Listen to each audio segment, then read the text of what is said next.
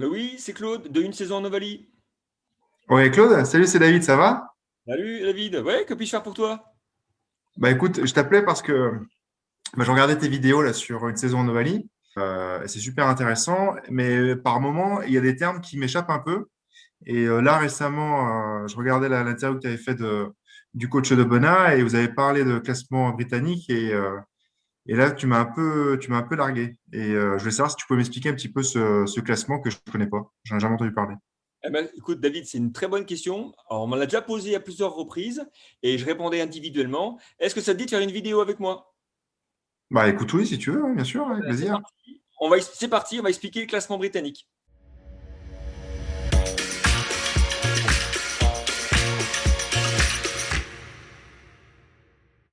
Ok, David. Donc, le classement britannique, avant de le commencer, il faut qu'on reprenne ce que c'est que le championnat national.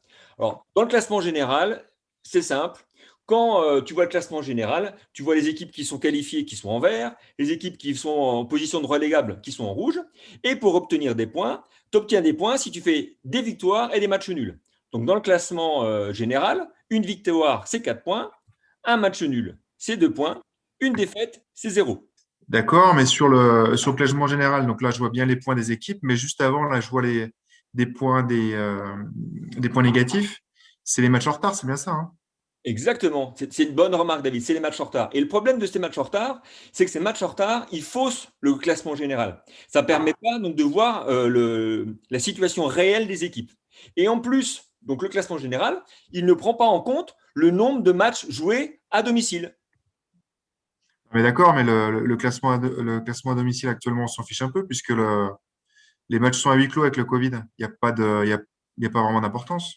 C'est ce qu'on pouvait penser. Je vais te montrer des statistiques. Là, sur le championnat national, on a fait 72 matchs.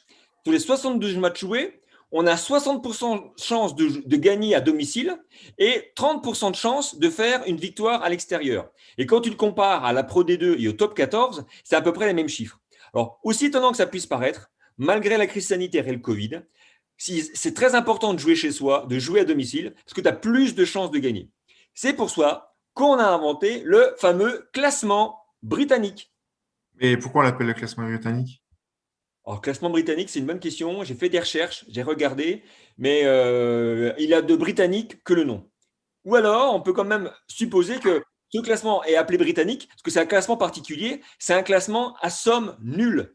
Attends, ça veut dire quoi, ça, nul? Enfin, C'est-à-dire que le total des points de tous les participants reste égal à zéro. Eh mais ben, quel est l'intérêt de faire ça? je vais te montrer. Regarde cette diapositive concernant le classement britannique. Je t'ai mis en vert les points des équipes qui sont en positif. Les Hmm. équipes en positif ont 19 points. Je t'ai mis en rouge le point des équipes qui sont en négatif. Elles sont à moins 19.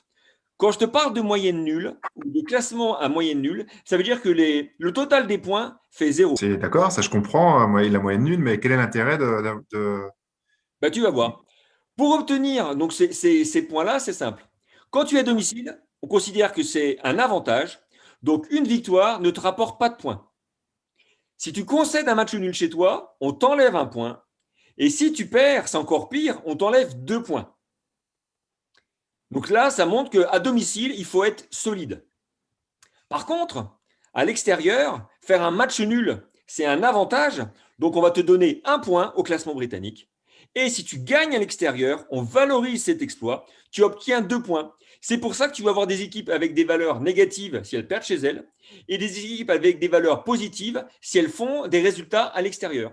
l'intérêt ensuite d'avoir ce type de classement parallèle au classement officiel, Et, il est où?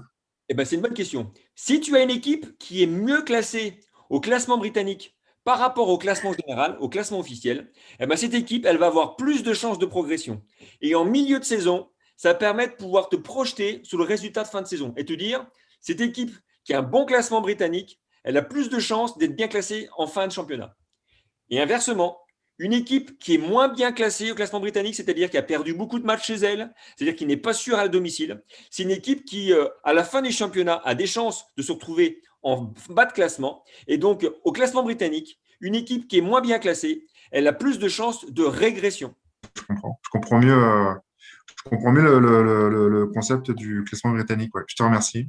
Donc, en conclusion, David, ce qu'il faut retenir, c'est que le classement britannique, il n'est utilisé nulle part officiellement. Donc, ce n'est pas un classement officiel. C'est un outil. C'est un outil en complément de ce classement général, de ce classement officiel, un outil statistique pour voir à l'instant T le niveau réel des équipes. C'est uniquement pour le staff technique, enfin, l'équipe en elle-même, savoir se jauger où est-ce qu'elle est dans sa saison par rapport au match extérieur et à domicile, quoi.